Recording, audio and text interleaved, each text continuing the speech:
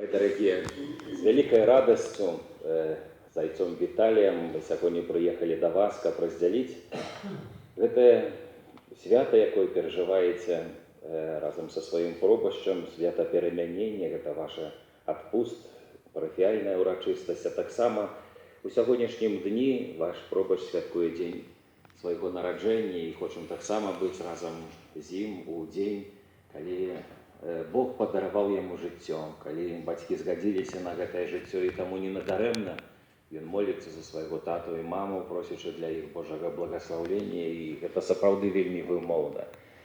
Мои дарагія, напэўна, згадзіцеся са мной, калі мы купім новае якоесьці ўбранне, адзенне, сукенку ці кашулю, ці гарнітур, і апранем, паглядзімся ў люстэрку, ну і, напэўна, спадабаецца нам і кажам: о, якое перамяненне, якія мы прыгожыя. Калі штосьці пабудуем, ну, гэта можа быць бліжэй да мужчыны, гаспадароў, то таксама сэрца радуецца, што і дом стаў прыгажэйшы, і неяк жыць ўжо радасней нам зрабілася. Самі добра бачыце, як мяняецца аблічча вашай парафіі, і зусім недаўна маліліся ў гэтай каплічцы, зусім маленечка. І сягоння мы молімся ў такім прыгожым касцёліку, які патрабуе яшчэ шмат намаганняў, але гэта ўжо касцёл, гэта ўжо ёсць прастора, і тоже на сэрцы становіцца радасна і прыемна, што ўжо молімся ў касцёліку. Для іншых людзей, хто ўбачыў маю сукенку ці маю кашулю, хто ўбачыў мой памаляваны дом ці пабудаваны дом, для тых гасцей, якія, падобна мне, прыехалі сягоння да вас у госці і любуюцца вашай святыні, ну, сапраўды, можна сказаць, вось малайцы, і сукенку добрую купілі, якая да твару, і дом прыгожа пабудавалі, і касцёл прыгожы. Але наўрад ці яны заўважуць і будуць ведаць тыя намаганні, тыя высілкі і тыя каштоўнасці і выдаткі, якія былі ахвяраваныя для таго, каб пабудаваць дом, ці адрамантаваць дом, ці пабудаваць нават гэтую святыню. Гэта можа ведаць толькі той, хто у гэтым браў удзел. Сягоння, калі мы святкуем парафіяльную урачыстасць, свята перамянення Пана, вельмі важна таксама аб гэтым задумацца. Нам бы, як людзям, хацелася, каб гэта было прыгожа, каб гэта шмат нам не каштавала, каб гэта не шмат патрабавала ад нас высілкаў, намаганняў. А так не бывае. А яшчэ больш, мае дарагія, што датычыць справаў душы і сэрца нашае. Мы ўсе хочам, каб чалавецтва было дабрэйшае, каб больш у людскіх сэрцах было цеплыні, выразумеласці, чуласці. Неаднойчы ўключыце нават тэлебачанне ці слухаючы навіны, хтосьці каго прыдушыў, хтосьці абакраў, якісьці там іншы злодзей, штосьці там, і там, і там, і там, і вось гэты негатыў збіраецца. Здаецца, усе людзі такія самыя, усіх бацькі ёсць, усіх дзяды і дзеці маюць, а аднак жа ж гэтае зло праяўляецца, адкуль яно бярэцца? Ад недахопу дабра. І сягоння, калі мы чытаем Евангелие аб тым, як Христос з'явіў сваю боскую сутнасць, варта, мае дарагія, на некаторыя аспекты гэтага святкавання звярнуць увагу. Чаму вось менавіта апостолы так адрэагавалі смешна? Можа, палатку вам паставіць? Не надарэмна Пётр гэтыя словы сказаў. Здарэнне евангельскае, у якім мы бяром удзел сягоння, яно адбывалася якраз у час свята яўрэйскага, адно з трох вялікіх святаў, гэта свята намётаў, свята шатроў. А што гэта за свята? Гэта свята, у якім узгадывалі яўрэі цудоўны выхад абранага народа з няволі егіпецкай. І калі яны жылі ў пустыні ў намётах, дзе не было ні жылля, ні выгоды, мае дарагія, бачу, што трышачку вы адвлікаецеся. Сам працую настаўнікам і люблю задаваць пытанні. Хто будзе мяне не слухаць, і хто галавой вось так будзе сківаць, да таго буду падыходзіць і пытанні задаваць. Таму канцэнтруйцеся, мае дарагія, на новым святары, які недоўга будзе марудзіць, але важныя рэчы хоць і для вас сказаць, і пацярпіце крышачку. Няхай гэта будзе наш асабісты высілак, прысвечаны сягонняшняму святу. Дык вось гэтыя намёты, мае дарагія, якія ўжо ў часы Езуса Хрыста яўрэі павінны былі рабіць, яны павінны былі зрабіць сцены і крышачку такую дзюравую страху. Дзеля таго, гэта абавязкова ў прадпісаннях рэлігійных павінна было быць захаванае, дзеля таго, каб гэты будынак, шалаш, гэты намёт не быў дасканалы, а быў часовы, на знак таго, што часовае было прыбыванне гэтага абранага народа у гэтай пустыні, дзе выпрабоўвалася іхная воля і вера. І таму Пётр сказаў гэтыя словы Езусу: можа, мы намёты паставім і Маісею, і Іллю, і табе, бо добра нам тут быць. А што яны маглі сказаць, калі самога Пана Бога пачулі? Сягоння Бог збірае з розных куточкаў нашай бацькаўшчыны у гэты невялічкі гарадок, які называецца Чашнікі, дзе касцёл прысвечаны гэтай падзеі. Вось у галоўным алтары, так як на гары Фавор у Святой Зямлі, там таксама падобная мазаіка, як у вас фрэска. Падобны Христос, а з аднаго боку Маісей і Ілля з'яўляецца сваім вучнем. Там незвычайная энергетыка, быць можа ад таго, што гэтае месца адно з найбольш прыгожых у Святой Зямлі і адна з найбольш прыгажэйшых такіх узвышанасцей у Святой Зямлі, з якой распрасціраецца вельмі прыгожыя відокі, і нават стратэгічныя, вельмі важны гэты аб'ект. І таму пры гэтым касцёле у часы крыжовых паходаў была крэпасць крыстаносцаў. У Старым Завеце заканадаўцам быў Маісей, і Христос як бы быў у цені Маісея. Памятаеце, неаднойчы фарысеі траплялі ў канфлікт з Езусам Христом, таму што яны асуджалі яго, што ён прыйшоў знесці права, і неаднойчы патакалі яму ў тым, што Маісей і закон кажа зусім па-іншаму, а ты як бы якуюсьці іншую навуку казаў. І таму Езус, як бы не паказваючы моц і сілу сваю, і значнасць сваю у сваім народзе, як бы знаходзіўся ў цені. А народ неаднойчы бачыў, як Маісей размаўляў сам на сам з Панам Богам.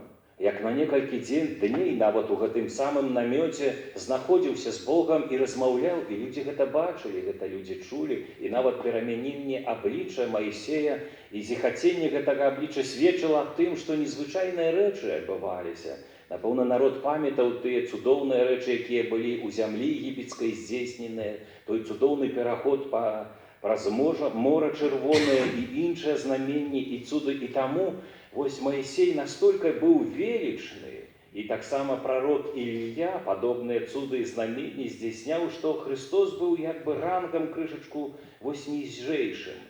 А пры гэтым яўна было сказана пра яго, што гэта Месія. Што гэта азначала? Што Христу трэба было неяк дзейнічаць, праявіць сябе. Напэўна, калі чалавек мае якуюсьці пасаду, ці прадседатель горсполкома, ці сельскага савета, ці нават прэзідэнт рэспублікі, каб народ яго прыняў сэрцам і палюбіў яго, яму трэба праявіць чымсьці. І трэба якісьці канкрэтныя акцыі. Езусу таксама было ў чымсьці праявіць. Ужо былі знаменні, ужо былі цуды, але ў параўнанні з Маісеем і Іллёй гэта таксама яшчэ быў невялічкі цень. Езус не хацеў, мог бы гэта зрабіць, сабраць, так як гэта робяць у прадвыбарнай кампаніі, тысячныя натоўпы людзей, вось выбраць якраз пасхальныя святы, калі з усіх куточкаў Святой Зямлі збіраліся народы, і перамяніцца. Анёлы з нябёсаў зышлі, воінства цэлае нябеснае зышлось. Прарокі, патрыархі сышлі і сказалі: яго слухайце. І напэўна б народ бы паў бы ніц ад страху і бойзі перад тым, што... Але Езус выбраў іншы шлях. Мог бы таксама і ў сягонняшні час прыйсці, напрыклад, у Чашнікі з перунамі, са знаменнямі і ўсіх загнаць у святыні Божыя, паказваючы сваю веліч, але не, Христос пайшоў іншым шляхам. І ён жадае, не парушаючы нашай вольнасці, ні пад кнутом, не пад пагрозай, не пад якімісьці цяжкасцямі, толькі па зову сэрцу, па адкрытасці душы, ён жадае, каб да яго прыйсці. Але каб умацаваць веру, ён выбірае 3 самых найбліжэйшых: Петра, Якуба і Яна, каб паказаць сваю боскасць, і кім ён на самай справе з'яўляецца. І вось гэта ўсё, што я вам пералічыў, яны былі гэтаму сведкамі. І можаце сабе уявіць, насколько меняется чалавечая сутнасць, натура, калі яна праяўляе лучнасць з Панам Богам. Мы только маленечкую частачку ведаем пра саміх сябе. Напрыклад, айцец Піо меў такі дар яшчэ тут за жыцця паднімацца ў паветра целам і душой. Можаце сабе ўявіць? Гэта напісана нават і задакументавана у біяграфіях і шматлікіх адчотах. Напрыклад, у часы Другой сусветнай вайны, а ён жыў на той час у Італіі, у Петрыльчына, і ВВС Амерыкі дадзена было указанне, каб бамбіць вось гэтыя ваколіцы, дзе знаходзіліся нямецкія захопнікі. І якраз гэта было Петрыльчына. І калі амерыканскі пілот ляцеў на самалёце, гэта грань фантастыкі, але гэта пацверджана. Сам пілот кажа: я ўбачыў перад сабою манага, які вось так ківаў на мяне пальцам і казаў: не рабі мне гэтага. Як ён мог чуць ягоны голас, як ён мог убачыць яго, але так было запісана. Адначасова мог знаходзіцца в некалькіх месцах адначасова, у Чашніках, напрыклад, і ў Мінску. Як так магчыма? Але гэты чалавек настолькі быў збліжаны з Панам Богам, што Бог дараваў яму, адкрыў у яго такія здольнасці і спасобнасці, мае дарагія.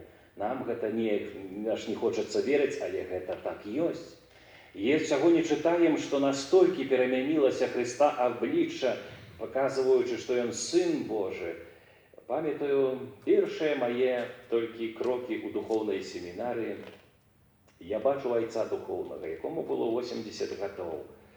Калі першыню яго убачыў, ягоныя вочы, яго распрамененае аблічча, я проста захапіўся гэтым чалавекам ад таго, што настолькі вялікі духоўны ў яго свет і мір быў, што гэтая перамена, гэтая веліч, яна адлюстроўвалася перадусім праз ягоны позірк.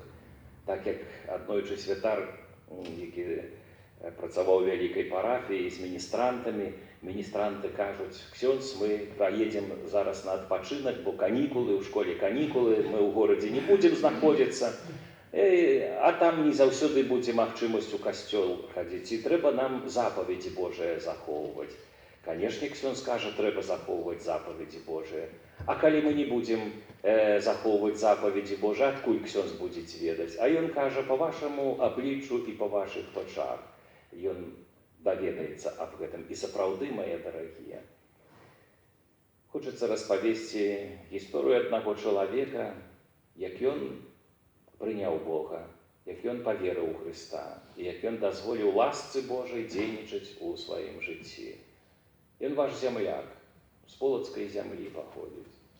Гэтую гісторыю вы яшчэ не ведаеце, таму ён адзін з нас і, напэўна, раздзяляе гэтую гісторыю многія іншыя нашыя сем'і.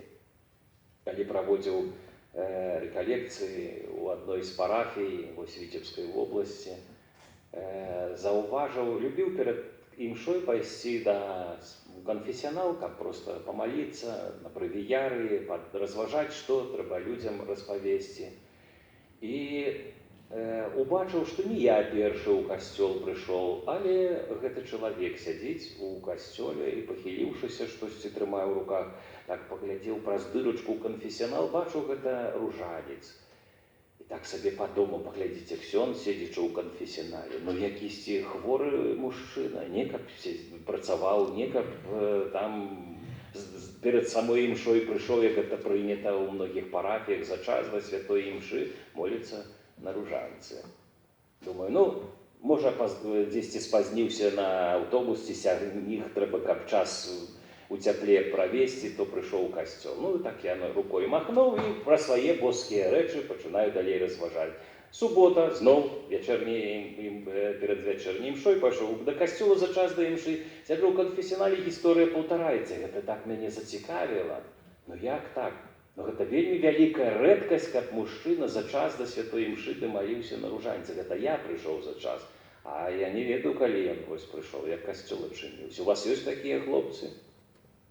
А дзяўчаты ёсць, якія за час да ім? Бачыце, у учасніках нават і дзяўчат няма, якія за час да прыходзяць і моляцца.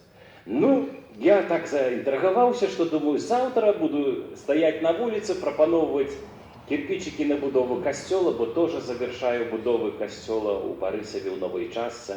Калі хто любіць футбол і наведвае футбольныя матчы барысаўскага БТ, то запрашаю паглядзець касцялок, можна нават машынку паставіць і разам пойдзем балець за барысаўчан.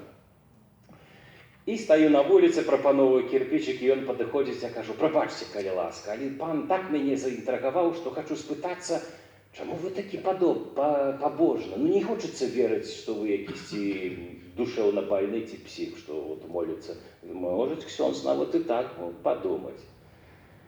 А ён так усміхнуўся, кажа, з радасцю ксяндзу сваю гісторыю раскажу. І мы селі на лавачку, ён так выпрастаўся, плечы такія вялікія зрабіліся. І ён прадстаўляецца. Ксёндз, я афганавец, я палкоўнік в адставкі, я камандзір спецпадраздзялення. Ксёндз, я шмат усяго пабачыў. Я жыў у пекле, людзей забіваў, людзей страшыў, сядзеў у вязніцы. Я быў страшным чалавекам. Я пытаюся, а адкуль ж гэтая перамена? Ну, давайте я вам раскажу. І ён кажа, калі прыйшоў з Афгана, цяжка вельмі было па начах, таму што гэтыя мёртвыя людзі, забітыя праз яго. Ён кажа, я быў вельмі добры ў гэтым. І рабіў гэта дзеля таго, каб многія тысячы маіх суайчыннікаў вярнуліся дамоў жывыя. Я не ведаю, можа, і з вас, з вашых дзяцей хто-небудзь служыў, хто ведае, можа, дзякуючы гэтаму палкоўніку і зноў сын ваш вярнуўся жывы дадому. Па начах прыходзілі гэтыя твары, гэтыя сітуацыі, смерці маіх калег, саслужыўцаў. Выпіваў ксёндз, таму што, каб заглушыць гэтую памяць, каб спакайней спаць, проста напіваўся. А яшчэ праз некалькі год разваліўся Савецкі Саюз. Я трапіў у сапраўдную пустату, яму якуюсь. У тое, што я верыў, за што змагаўся, яно проста рассыпалася. І я чуў такім непатрэбным, а потым крутыя 90-е. Цяжка вельмі было. Знайшліся людзі, якія прапанавалі мне заробак добры, і каб далей не спіцца, мне ўжо было настолькі абыякава, што я згадзіўся. І ў гэтай працы я быў паспяховы. Праз некалькі год стаў крымінальным аўтарытэтам гэтага велізарнага горада. Уже не буду казаць, які. Вось у гэтай руцэ, як два мае такія кулакі, кажу, увесь гэты горад трымаў. Все мяне баяліся, таму што ведалі маю гісторыю і на што я здольны. Сеў у вязніцу. Грошы, знаёмасці дапамаглі раней крышачку выйсці. Тут Бог падараваў мне вялікі дар у постаці маёй жонкі. На шчасце, яна была веруючая каталічка. Вось не спытаўся, можа, якраз шчаснікаў гэтая жонка ягоная. Ну, як убачу, спытаюся, адкуль. Ён кажа, дзякуючы маёй жонцы, я ўпершыню даведаўся, што ёсць міласэрны Бог, што ён прабачае, што ён дае шанс людзям. Але я настолькі далёкі быў, што лічыў гэта казка, лічыў, што, вядома, гады выхавання, атэізму зрабілі свайго, і казаў, маё сэрца было цалкам закрытае на ўсё тое, што бубняць людзям і ўкладваюць у цэрквах і касцёлах. Нарадзіўся адзін другі сын, і бачу, што гады ідуць, мой маленькі сын 5 гадоў не можа гаварыць. Найлепшыя лагапеды, ксёндз, каб ты ведаў, колькі я тысячы аддаў грошаў, даляраў на тое, каб сын мой пачаў гаварыць: это мой сын, я боевой офицер спецназа, я полковник, я афгановец, и я таки важный человек, люди лічацца со мной, я многомиллионный бизнес могу кіраваць, а тут свайму дзіцёнку нічога не могу зрабіць. І я чуў сябе зноў безрадны, як тады, калі вярнуўся з вайны, і зноў запіў. І жонка кажа: досыць твоих уменняў, досыць твоих старанняў, ты зрабіў усё, што мог, а зараз давай зробім так, як я табе параджу. А што ты, жанчына, увогуле можаш? Твоя справа дзяцей гадаваць, дом глядзець і Богу свайму маліцца.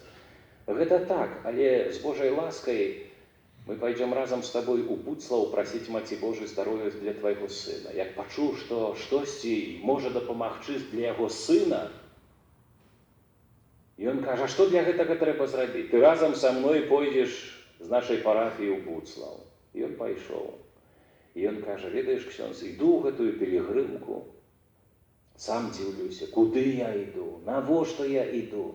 А тут гэтыя фанатікі бубняць усю дарогу: вітай, Марыя, вітай, Марыя, вітай, Марыя. Да яшчэ і скажуць, і танцуюць, і песні якіясьці клячуць, і слухаюць гэтага свайго рэлігійнага фанатіка ксяндза. А тут яшчэ сябры смс-і шлёць: ты што, звар'яваў? Ты хто такі? З табой ніхто лічыцца не будзе, куды ты ідзеш? Давай мы табе машыну прышлём, заберем. Кажа: я паехаў бы з радасцю. Але сын трымаў за руку, не мог гаварыць тата, і вось гэты сын, ягоная рука і моя бездапаможнасць. І дзесьці надзея, што, можа, гэта дапаможаць, дало сілу не ўцячы. Хоць, кажа, я не схаваўся на вайне за плечамі сваіх сяброў, тут хацеў уцячы. Таму што бессэнсоўнасць, незразумеласць, і вось тая нестыкоўка адной рэчаіснасці з другой, якой ён жыў, не дазваляла яму вось прыняць. Але, кажа, на 5-й дзень адчуў такое вялікае прагненне пайсці да споведзі. І чым бліжэй бачыў гэты касцёл, тым хацелася расказаць, хто такі. І пайшоў, расказаў святару, хто ён такі, чым займаецца, як яго жыццё. І святар тады, кажа, адно сказаў: калі зменіш сваё жыццё, зменіцца многа ў тваім жыцці. Кажа, я не разумеў гэтых слоў. Але прыйшоў у касцёл. Тысячы людзей гарнуцца да Маці Божай, аж цэлай такой хвалей, а напэўна, многія з вас былі ў Буцлаве, памятаеце. І там ёсць балясачкі і маленечкі праход. І калі сапраўды натоўп, то можна сапраўды так пагубіцца. І яны дамовіліся, што дзеткі з жонкай, калі раней пройдуць, то пры выхадзе з касцёла, і яны будуць чакаць на яго. І сапраўды, жонка, дзеткі раней выйшлі, ён стаў каля Маці Божай, каля алтара, Богу памаліўся. Кажа: што я маліўся? Маліўся, каб сын мой здаровы стаў. І потым, выходзячы з маленькага бочнага выхада, а памятаеце, там невялічкі такі, і ён кажа, ён такі магутны, што вот якраз у памерах гэтага выхада і ўвахода і месціўся. І ён кажа: упершыню я ў гэтым уваходзе, так што як будзеце уваходзіць у гэты бочны алтар, там, дзе чорны такі алтар прыгожы забытковы 12 апостолаў, помніце гэтую гісторыю, гэта месца, дзе Бог крануў ягонай ласкай, а напэўна, Маці Божа выпрасіла для яго суд. Кажа: на гэтым парозе я упершыню пачуў, як мой сын, махаючы рукой, бег да мяне і крычаў: тата, тата, мы тут з мамай і братикам на цябе чакаем. Не мог поверыць, што это мой сын, што ён без памылачкі, прыгожа, чыстенька: тата, тата, мы тут з мамай і братикам на цябе чакаем. Кажа, як ранены зваліўся на гэтую парог і заплакаў, як ніколі ў жыцці. Богу сказаў: Божа, дзякуй табе, я змяню сваё жыццё. Зараз працуе грузчыкам у Євраопці. Можаце сабе уявіць, адмовіўся ад усяго. І ад сяброўства, і ад вялікіх грашоў, і уплыва. Таму што, сказаў ксёндз, я жыў у пекле, я ведаю, што гэта такое. Я ведаю цану гэтаму ўсяму. Але калі твой родны і блізкі чалавек хварэе, напрыклад, як мой сын, і ты бачыш сваю безраднасць, то ты нават аддасі сваё здароўе, увесь свой маёнтак, каб толькі твой дзяцёнак быў здаровы. Бог не патрабаваў ад мяне нічога, не ўзяў адной капейкі. Толькі прыняў маё абяцанне, дадзенае яму у гэтым касцёле, я змяню сваё жыццё. І Бог заключыў са мной гэты запавет, што здароўе у адместку майго пакаяння і навяртання. Я да гэтага грэшнага жыцця больш не вярнуўся, кажа. А наступнае, што ён сказаў, мяне ўвогуле так прыбіла нібыць векамі да гэтай лаўкі, на якой мы сядзелі. Напэўна, многія з вас штодня адмаўляюць пацеры. Так кіўніце галавой, каб я бачыў, што вы слухаеце мяне. Адмаўляеце. А ружанец адмаўляеце адну частку? Так ці не? А две часткі адмаўляеце ружанца? Не таямніцы, две часткі. Не? Гэты палкоўнік, гэты баявы афіцэр спецназа, гэты ауганавец. 4 часткі ружанца кожны дзень адмаўляе. Мне сорамна зрабілася, што я, як ксёндз, не кожны дзень адмаўляю 4 часткі вось ружанца. І кажа, ксёндз, гэта вялікая радасць для мяне. Гэта патрэбы душы мая, каб узяць гэты ружанец як прыладу, дзякуючы якой маё сэрца перамянілася. Дзякуючы гэтай ласцы, нават хваробе перамянілася ўся наша сям'я. І дзякуючы гэтай малітве маё сэрца становіцца лепшым. Як пытаюся, а як сябры, як калегі на працы не падкалываюць цябе, ксёндз? Вы ж самі бачыце, які я. І ўсе добра ведаюць, хто я такі. А нават калі б хто б нават і падкалоў бы, пажартаваў бы, напэўна, баяліся б стрычку ў лоб атрымаць. І таму прынімаюць мой выбар моўчкі, і ніхто не падскаківае. Але не аб гэтым, ксёндз. Вось касцёл зачынены ці адчынены, незалежнасці ад пары года. Калі я зраблю сваю працу на Еўраопце, вельмі цяжкая праца, гэтым грузчыкам працаваць, я іду адразу да касцёла, таму што ногі самі мае вядуць. І другое, я хачу перапрасіць Бога за тыя знявагі, за застрашэнне людзей, за вымаганне людзей, за крыўду людзей, за забіццё людзей, за знявагу Пана Бога. Я хачу прасіць Бога, каб мае дзеці за мае грахі не цярпелі. Вось, мае дарагія, адна са шматлікіх гісторый перамянення душы чалавечай, нашага земляка, які жывець таксама тут, на нашай зямлі, на Віцебшчыне. Сярод нас мае жонку, працу, дзяцей сваіх, які быў зусім далёка ад Пана Бога, якім быў дзіцём таго і той сістэмы, якая нарадзіла тысячы і мільёны яго суайчыннікаў, якой мы разам з вамі таксама жылі, які казаў таксама, навошта гэта ўсё, навошта гэты касцёл будаваць, на што гэтыя грошы аддаваць, лепш бы дома са штабельства што-небудзь купіць і будаваць. Не. Варта, мае дарагія, заставіць пасля сябе хоць маленечкі знак таго, што на гэтай зямлі вера адраджаецца. Я сам будую касцёл, я ведаю, што гэта такое. Хочацца у адрас айца Нікалая некалькі таксама ветлівых слоў сказаць. Ведаеце, на заходняй частцы Працовічы быў такі слаўны на ўсю Віцебшчыну, дзякуючы вось душпастарскай працы і таксама розным фэстам, які ён арганізоўваў. Як водгук гэтага вы сягоння самі пабачыце, што таленавітыя людзі, вельмі знаёмыя, якіх можна не толькі на Ютубе, але на тэлебачанні ўбачыць сягоння будуць учасніках выступаць. Але гэта не настолькі важна. Важна тое, што ён ваш пастар, ён ваш айцец. Калі звяртаецца святар з такой просьбай, не святарская праца, гэта лапатай капаць і кірпічы насіць, а мы гэта робім. І ён таксама, як убачыў, што ў яго гузы на галаве выраслі, кажу, Нікалай, гэта не добры знак, надо крышачку пра сябе задбаць. А гэтыя ўсе людскія змарцвенні, быць можа, гэтыя гаспадарскія змарцвенні, яны бокам заўсёды вылазяць. І цаной гэтаму таксама будзе і здароўе вашага святара. Мой аднакурснік таксама працаваў у адной з вялікай парафіі в Радзеншчыне.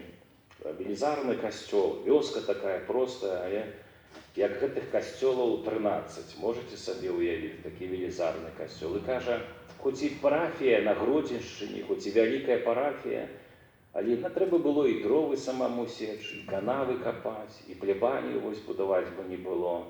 І людзі не дапамагалі яму. Але плебанія была пабудаваная, перавялі яго ў горад, каб завершыць будову касцёла распачатага. І ён кажа, я прывык да працы фізічнай, і трэба было падрыхтавацца да зімы. І ён першае, што хацеў зрабіць, гэта да дома правесці газ.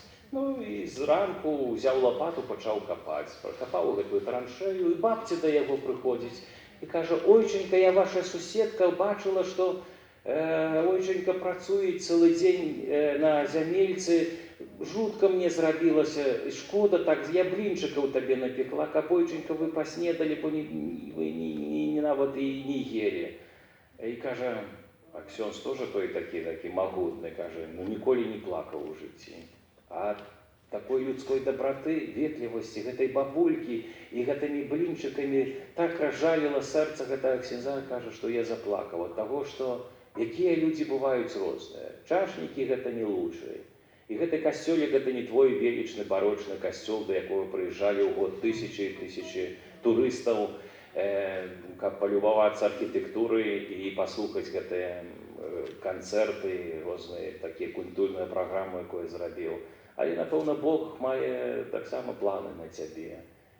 Таму, з аднаго боку, мае дарагія, паглядзіце на гэтага простага чалавека так па-чалавечаму, што гэта ваш сын, гэта ваш брат, гэта ваш айцец, гэта ваш чалавек, які раздзяляе ваш лёс, жывучы на вашай зямлі, які хоча, каб вось гэтае месца сапраўды такім культурным асродкам было. Таму што праз муры гэтай святыні, хочам ці не хочам, але прабываючы ў ім, мы напаўняемся не толькі гэтай энергетыкай, але ласка Божая, як гэтага нашага земляка з вышэй узгаданай гісторыі, гэтага палкоўніка, афганца, яна будзе мяняць і прынасіць прыгожыя плады. Толькі ад мяне будзе залежыць, ці я буду слухаць і ўдзельнічаць, ці думаць пра свае цяжкасці, змарцвенні, ці я, наадварот, адкрыюся на ласку Божую, і гэта ласка будзе паступова, не адразу, мае дарагія, паступова. Бо тое, што прыгожае, святое, напрыклад, будаўніцтва дома многія будавалі. Не адразу, вось раз і табе жывецца. Гэта адкладанне фінансаў, гэта разлік бюджэта, гэта месяцы, быць можа, нават і гады рэальнага намагання. З душой жа ж таксама. Калі я хачу, каб там было прыгожа і светла, і на сэрцы быў супакой, а ў вачах святло, мае дарагія, няма іншага шляху, як толькі сістэматычная, руцінная праца духоўная, змаганне з грахамі, узмацоўванне міласцямі і жыццё ў еднасці з Панам Богам. Вось гэтыя невялічкія думкі, якія хацелася пакінуць вам у час перажывання гэтага прыгожага свята. Отпусту вам, мае дарагія, жадаю Божых ласк, каб вашыя сэрцы і душы сапраўды былі прыгожымі і светлымі. Здароўя вашаму пробушчу, каб ласка Божая, ваша малітва і таксама сэрца дапамаглі рассасацца гэтым, маю надзею, незлаякасным опухолем на тваёй галоўцы. І Бог даваў табе сілы і радасці з таго, што менавіта ў гэту невялічкую парафію Бог цябе накіраваў, хто ведае, можа тут твоя будзе радасць і шчасце, як мяне Бог пакіраваў у Барысаве. Я вельмі шчаслівы, што ў такой невялічкай парафіі столькі вось многа радасці і добрых людзей сустрэў.